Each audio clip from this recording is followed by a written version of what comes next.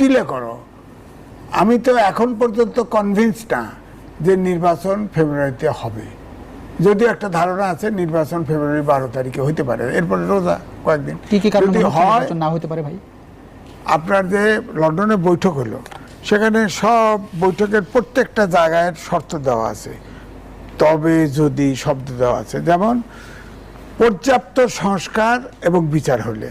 আপনি বলেন 10 মাস গেছে, একটা বিচারের মাত্র চার্জশিট দিছে, তো বিচার তো 50 বছর লাগবে, এ তো বিচার করতে পারতেছে না। বিচারটা করবে কে? সরকার করবে।